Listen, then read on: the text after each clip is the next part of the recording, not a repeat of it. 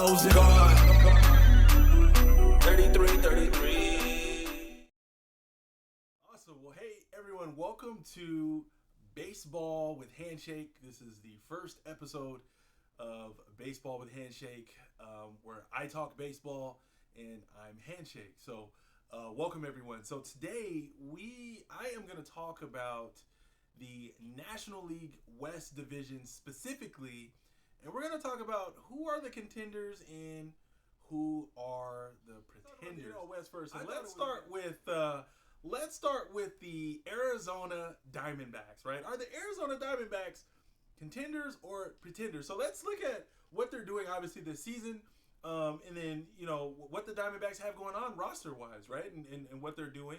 Right now, Arizona is second in the National League West, which I don't know many experts who would have picked Arizona to be second in the National League West in 2023, given the fact that you have the Dodgers and the Padres in that same division, right? Not saying that people expected Arizona to be last or anything like that, but Arizona's young talent is there, and it's shining, right? And not only is it there, it's actually not all there, which is a little bit concerning for the other teams in the National League West.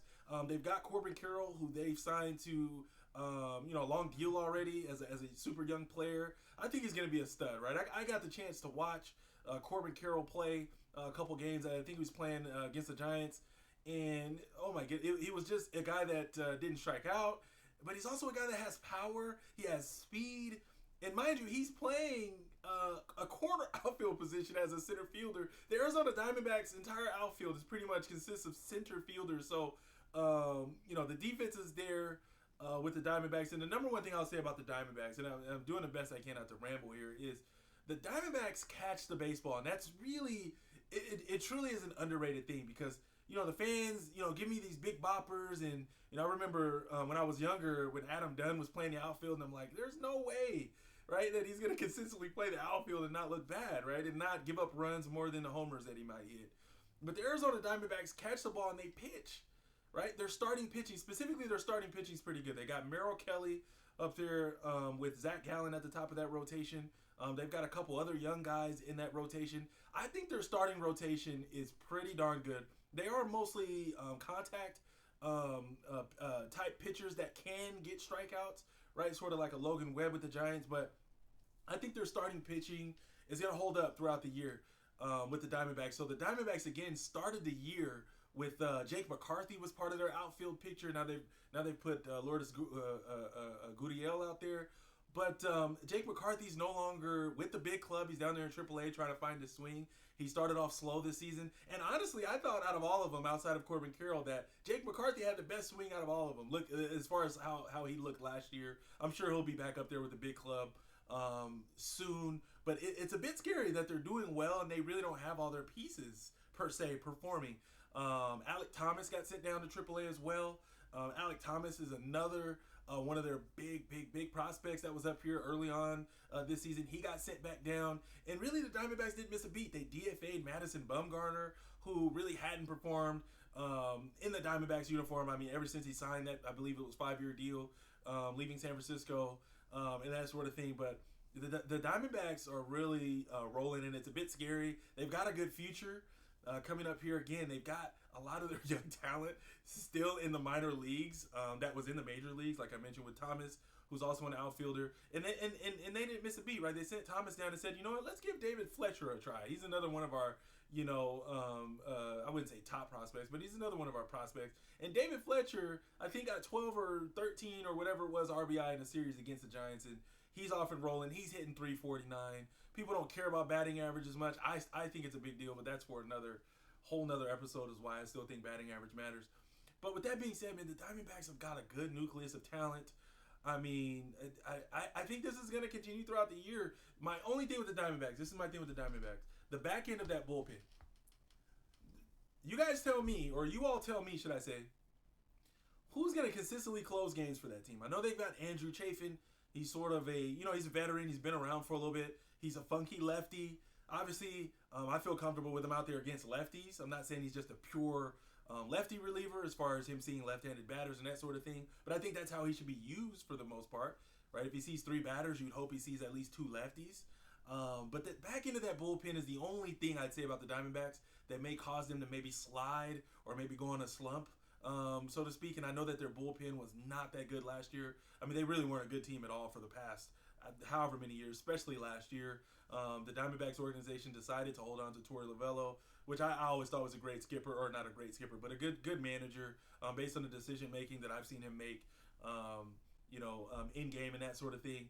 But the Diamondbacks, man, just to sum it up, the Diamondbacks are definitely contenders. I think, and I'm not saying that they're going to win 95, 100 games or be this great team, but I don't see them going away, right? Unless some sort of injury happens to Carroll, or one of their young guys, specifically their pitching. If anything happens to their starting pitching, Merrill Kelly goes down, Zach Gallen goes down again. I know he was hurt a bit last year. That would really, really hurt them. I could see them not being contenders at that point. But with the roster as is, with the guys that they have down in AAA that can then come up and also possibly produce, like Jake McCarthy produced pretty well last year on the Diamondbacks big club. I mean, the Diamondbacks, I think, are going to do pretty well this season. So I don't want to go too long about the Diamondbacks, but I definitely have them as contenders in my book. So to sum it up, their bullpen scares me just a little bit, specifically the back end of that bullpen. Who's going to close games consistently? I'm big on roles in the bullpen. I've seen, what a lot of the successful, I guess, OG managers have done in baseball, and roles are a big thing, just defining roles out there. But the Diamondbacks, I think, are going to roll. And I definitely think they're going to compete, maybe not for the division, but at least for a National League wildcard spot. So Diamondbacks in 2023, as of right now, are contenders in my book. Colorado Rockies, right? Let's move on to them. So let's start with their lineup. So we're looking at the Colorado Rockies lineup. On paper, the lineup is not that bad, right? They're not performing that well, though. I believe they've got 3 hitters in their lineup that are hitting over 250, which doesn't, which really means that they're not hitting well, right? I mean, they're playing in Colorado. We know with the humidor, the balls aren't flying as much. They raise the gate up there over in right field, right center field, and that sort of thing, so those balls aren't getting out. But still, if any fans of baseball that have played against the Rockies, or if you're a Rockies fan, that is the biggest outfield in the game. I mean, it's so much ground to cover. A lot of hits just fall in, a lot more bloopers, that sort of thing. So the averages are going to be inflated. So it's a bit concerning that on their roster, I think they only have Diaz hitting over 250, Chris Bryant, and I want to say it's CJ Cron, but I could be wrong. I don't think it's Cron. It's someone else. I know Cron leads them in home runs. But anyways, the Rockies, the lineup just isn't there, in my opinion. Again, you're playing in Colorado. You want to see, a little bit more there. I also don't see the prospects, to be honest with you, that's going to come up and make a huge impact here in 2023. One of the Achilles heels that the Rockies always seem to have struggles with is their starting pitching, or just their pitching in general, right? We see Estevez leave Colorado. I always thought Estevez was a really, really good back end of the bullpen type reliever, whether or not he's a closer kind of thing, or even if he's a setup guy. And obviously he's over there with the Angels, and he's doing pretty darn well, better than he was with the Rockies, because it's Colorado, right? The elevation's crazy and that sort of thing. So the Rockies just don't have the pitching. I don't want to spend too much time on the Rockies or even disrespect the Rockies organization or their fans. I just think that the Rockies have so many negatives versus the few positives that they might have. For example, Chris Bryant is performing okay, given the contract, right? But given the contract, he is hitting 288, so he's hitting for a pretty good average, but I think it's just 3 homers coming off the injury-riddled 2022 season. It's going to be tough. So the Rockies right now are definitely pretenders in the NL West, and just in baseball in general. I don't see them getting any of the 6 National League playoff spots, really, no matter what. I just don't see a scenario where that may happen again. Maybe in the future, if they got some stuff I don't know about, but I don't see the Rockies that they're going to be able to contend. They do have some good stories there. Obviously, they have Charlie Blackmon, who's a lifetime Rocky, who's been there. I think his contract's coming up, ending here soon, so it's still something for fans to watch over there in Colorado. But unfortunately, I just don't see a playoff spot coming for Colorado for 2023 as part of the MLB season. So I will move on to the San Diego, the 2023 Slam Diego Padres, as many call them, especially down there in Petco land in San Diego. I've had the privilege of going to that ballpark several times just in my life, and I personally think it's one of the the the better ballparks to go and watch a game. But with that being said, the Padres on paper, right? If we look at the Padres on paper, Tatis is back from his suspension. You got Tatis. You got Juan Soto, who's a perennial MVP candidate. You've got Manny Machado, who's unfortunately on the injured list, who stayed pretty healthy since his ACL or whatever it was, knee injury back in Baltimore early on in his career. He stayed really healthy. He also wasn't swinging the bat that well so far, but I'll get into that this year. After signing that, I'll just call it an extension, and not hitting free agency here. But yeah, Manny Machado. They brought Xander Bogaerts on board.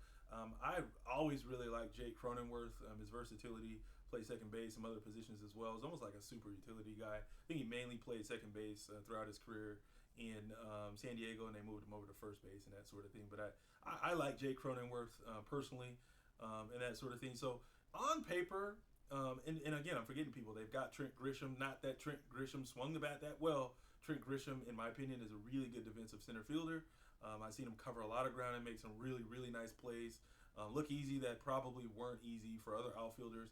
But the Padres on paper, I really just can't believe in my mind that like what I'm seeing with the 2023 San Diego Padres as far as their record goes right now. I think they're 3 or 4 games or 5 games below 500. They've got a good manager over there in Bob Melvin, who was with the A's organization for a while and had some success with the A's and that sort of thing. Looking at their starting rotation, I know Joe Musgrove is injured or was injured, so that's obviously a huge blow for them. You got Yu Darvish over there. You've got Blake Snell, who he's kind of a streaky type of pitcher. In my opinion, kind of all or nothing. Doesn't really go that deep into games, but it's still Blake Snell, right? Blake Snell is still a pretty darn good pitcher, and they have a pretty decent bullpen. So, I mean, just looking at the Padres on paper, right? You got a Gold Glover over there at third base. Again, I know he's injured right now. This is just a recent sort of thing here. He got the fractured, I believe it's a bone in his hand from being hit by a pitch in Manny Machado. But you got a Gold Glove defender over there in Manny Machado. You've got Xander Bogaerts, who catches the ball. He's not a spectacular shortstop by any means, but he's not a bad shortstop, right? So he's over there. He catches the ball. You got Cronenworth, second base, and that sort of thing. So you got Tatis, who's made some pretty good plays over there in right field. You got Grisham in center field. So they catch the ball, or they should catch the ball. So it's a team that on paper is still really confusing, because there's no way that much talent can underperform for that long, or at least you think. Specifically, Juan Soto is one of the more concerning ones. Had Tatis came back and really struggled, I know he had a couple bad games his first few games, but he's kind of gotten the swing of things. He's got the one-handed follow-through back, and I know prior to, or when he was kind of going through the initial shoulder injury, the physicians told him not to release and kind of let go with the one hand. But I love the one-hand extension on Tatis. I feel like he drives the ball and that sort of thing, but he's back with that. But Juan Soto, I mean, he's still getting the walks and that sort of thing. He's hitting a bit better as of late. But it's not the Juan Soto we saw over in Washington. So that's one to look out for. If he can catch fire, Juan Soto can carry a team, whether it's just him drawing a bunch of walks, and obviously, or just him coming up with big hits. So, I mean, based on performance right now, I want to say that the 2023 San Diego Padres are pretenders, but I can't say that they're pretenders. There's no way with that amount of talent on a team that I can say that they're pretenders. So I'm going to say that they're contenders. Until, at least halfway through the season, if the Padres continue and let's say they double, the amount of games that they are right now, under 500, let's say they're 10 games under 500 at the All-Star break, then maybe I might start believing that that's really how they're going to play. But I just have a hard time believing that the amount of money that they've spent on that team. They even went hard after Aaron Judge, and they obviously ended up, on Xander Bogaerts. Or with Xander Bogaerts, should I say. But I'm going to say that they're contenders. There's just no way this early in the season that I'm going to write the San Diego Padres off. Obviously, they made the playoffs last year, and honestly, the roster's better this year with Bogaerts there. So I just have a hard time believing that this team is going to continue to perform that way long-term in the 2023 season. And the type of talent that they have, if they can win 2, 3, 4, 5 games in a row, they might just get that confidence and that swag back. And then again, The X factor and the manager, Bob Melvin's had success. He's been in the playoffs even with the Oakland A's. So I just don't see how that's going to continue for the San Diego Padres. So as of right now, in my book, in Handshake's book, the Padres are contenders. On to the San Francisco Giants. So the 2023 San Francisco Giants are it's just a strange collection of guys, right? Like, think about who's on that team, right? Lifetime Mariner is what I would say, right? Mitch Haniger signs a 3-year, $43.5 million deal over there in San Francisco. I'll get into his performance in a sec. You got Jock Peterson's back. He accepted the qualifying offer, right? You just got kind of like these parts from everywhere, right? You got Taylor Rogers, who was with the Brewers, and he was with the Padres for a little bit. I mean, it's like, what is this team? But if you really look at the team on paper, so let's go and look at their lineups. Let's start with their lineup, then I'll get into the starting pitching, and I'll get into the bullpen and that sort of thing. So if we look at their lineup, right? So ideally, you have Lamont Ray Jr. Leading off, and he's had a fantastic year thus far. You've got kind of Wilmer Flores might be in there. You've got Jock Peterson. You've got Mitch Haniger. You've got Mike Yastrzemski. Who else? We got some young guys. The Giants have got some young guys that have just come up, right? Casey Smith, Brandon Crawford's still there at shortstop. And I think everyone who really knows baseball knows how good of a glove Brandon Crawford is. Even if his bat is not performing as well as he wanted to this year, but up and down the lineup, it's not the best lineup in baseball. But if you really look at it, right, and you look at these guys like the Mitch Hanigers who hit 39 home runs just a few years back. A lot of injuries with Mitch Haniger, but it's someone who's capable of hitting nearly 40 home runs, and he's not that long removed from that type of a season. Same thing with Jock Peterson, can hit 30 home runs, right? You got Michael Conforto, who's there on a 1/2-year deal, depending on if he accepts his option next year or whatever that is. That's someone who can hit over 20 home runs. Like, the entire lineup can hit over 20 home runs. If we look at Lamont Wade Jr., believe it or not, if he played a whole season, which he hasn't yet, he's injured last year, Lamont Wade Jr. could also hit over 20 home runs. Mike Yastrzemski, that entire lineup can hit over 20 home runs. So on paper, that's a really it's a potentially an above average lineup. As of right now, the Giants have not hit with runners in scoring position almost at all. I do know that as an organization, that was something that came up, and manager Gabe Kapler, their manager, actually talked about that and was like, look, we're going to change our approach at the plate. You'll definitely see a difference, because it was abysmal. I don't have the number right in front of me, but I think it was close to bottom of baseball, bottom of the league, and hitting with runners in scoring position, and even just sack flies, just moving runners over, or just hitting the ball to right side and getting a guy to third, or getting them home or whatnot. So I think all that's going to change. But right now, I definitely think the lineup is, pretty, again, above average. You got Casey Smith, who's on fire. I think he's hitting 387 or something like that. Got a couple more hits as of today. Drove in another run. Patrick Bailey is another young catcher that they've called up. San Francisco Giants. He's doing pretty well there. He's more of a defensive catcher, but has a really good bat, and he's a switch hitter.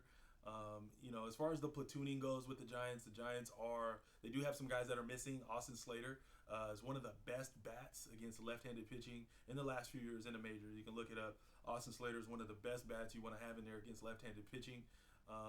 If you look at his swing, it's literally it's an inside-out type swing. So it's definitely a good swing for against lefties, and it's been proven. He's out. He's been out with an elbow injury. Came back. Now he's out with a hamstring injury. So that's a player that if he comes back healthy, it's really going to help the Giants in their platoon-oriented system. Obviously, they don't platoon every single hitter, but I do know that based on Crawford's play, as far as just his bat, his glove is always excellent. But he's also probably going to be platooned. I know he played today against a lefty, but he'll be platooned more often than not, moving Casey Smith from third to short, or even Tyro from second to short. And that sort of thing. But with that being said, I'll kind of get off their lineup. But I think the lineup is okay. Definitely good enough to compete and that sort of thing. So I'll definitely get a thumbs up to the Giants lineup, especially once it's healthy. Moving on to the starting pitching, the Giants have actually had some of the best starting pitching in baseball. They were top 5 just not that long ago in starting pitching ERA. Alex Cobb is just having a career year at age 35 or 36. I mean, unreal. He pitched a shutout or a complete game the other couple weeks back here. Alex Cobb has been really good. Alex Wood, although Alex Wood has been hurt a bit this year. He's pitched okay. I think he's got an ERA right above 4, about 4.05 right now. Not someone that goes super deep in the game, so that's definitely not that great. But second time through the order, he's actually pretty good, right? Gabe Kapler actually took Alex Wood out with 4 1/3 innings pitched. All he needed was one more out to potentially win the game, and the Giants had the lead, but took him out of the game. But still, Giants won that game. So with that being said, who else is in the Logan Webb, who's the Giants' ace. Logan Webb has pitched pretty well. Definitely pitched better than his record indicates for the San Francisco Giants. He might be on the injured list, though, as of his last start, where he pitched 6 shutout innings against the Marlins, where the Giants lost that game 1-0. But Logan Webb has some back tightness. But with that being said, Logan Webb has pitched pretty darn well today. Not today, but pretty darn well for the season. I wouldn't say that he's like a bona fide ace type pitcher. This is just my opinion. But Logan Webb is darn good, and I think any team would want Logan Webb on their roster, whether it be their number 2 or number 3 type starter. But Logan Webb has pitched really well this year.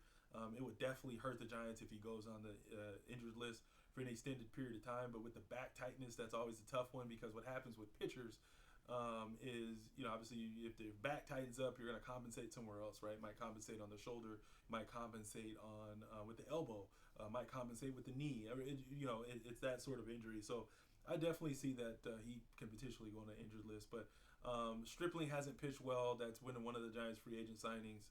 Sean Manaea has not pitched well as well.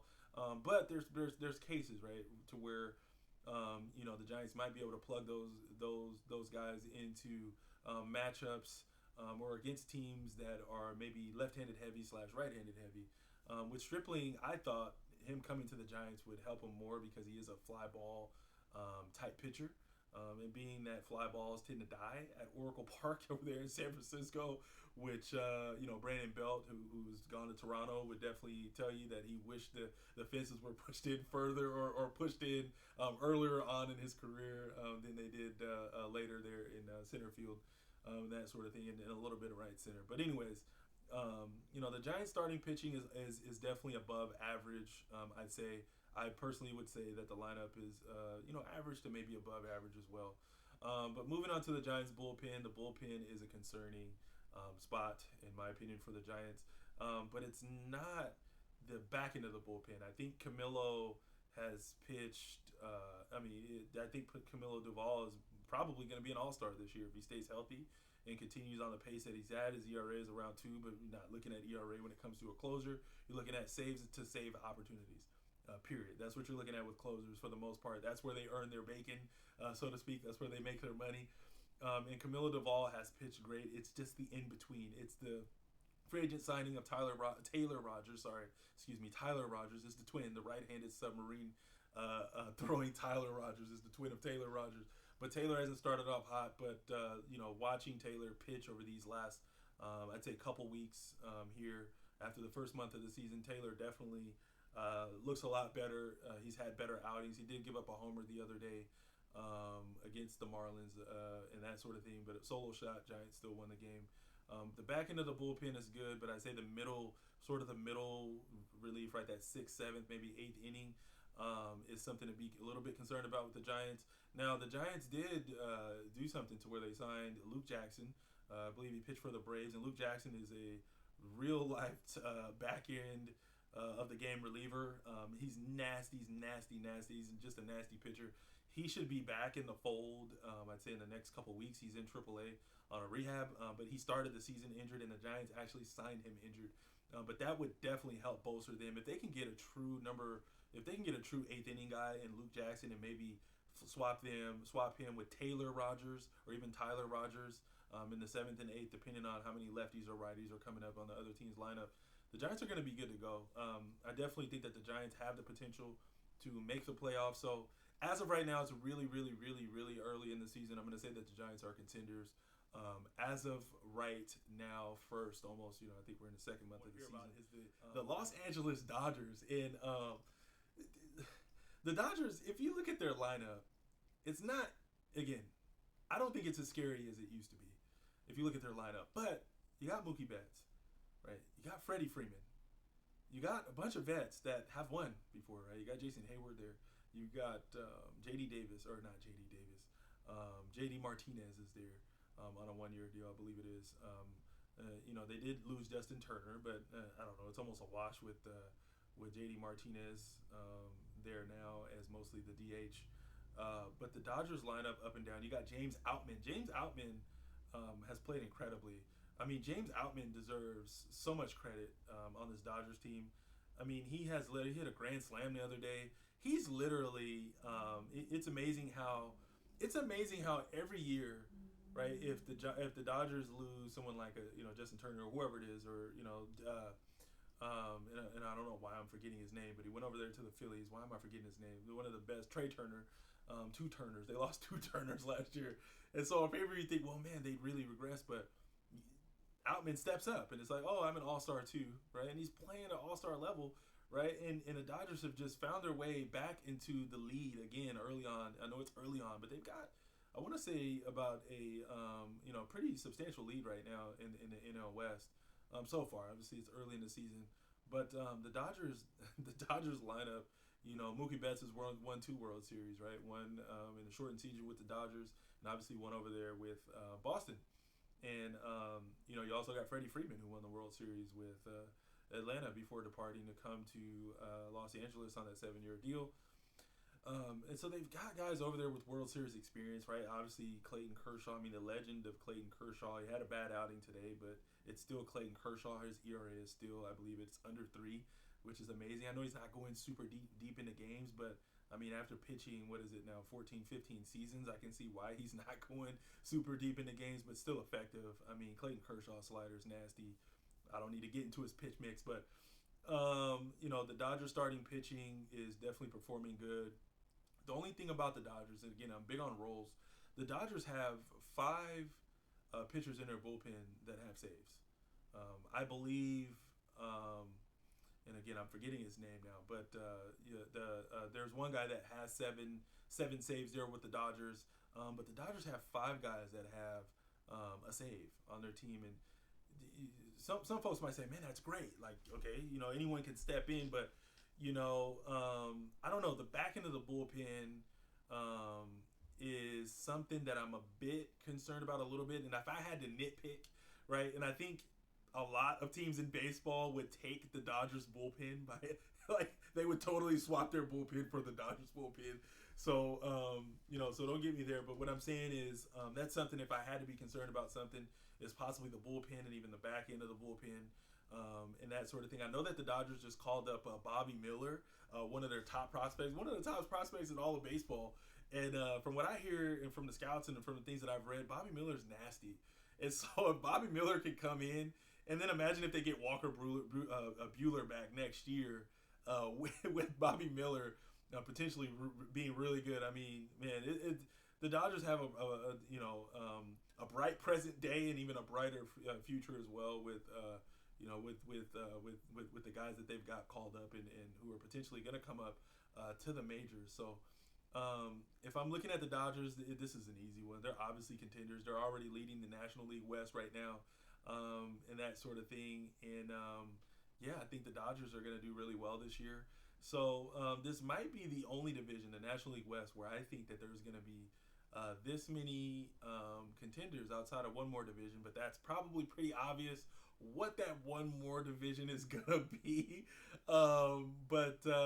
Really interesting stuff. The National League West as a whole does have a minus 19 as of today, right? As of today, minus 19 run differential. So a little bit concerning there, but again, just given the talent in that division, and the amount of veterans and that sort of thing that have produced in the past, and I know that are probably going to produce going forward, even if they're in slumps, such as Manny Machado on the injured list. But I think he's just going to get better. He has to get better. It's Manny Machado, right? You've got Xander Bogaerts, who's fell into a bit of a slump as well. I think he's down in the 260s now after starting off. I mean, red, scorching hot, homers, hits, whatever it is, walks. Xander Bogaerts was doing it. A little bit of a slump there. Juan Soto, that sort of thing. You got the Giants. Jock Peterson's out.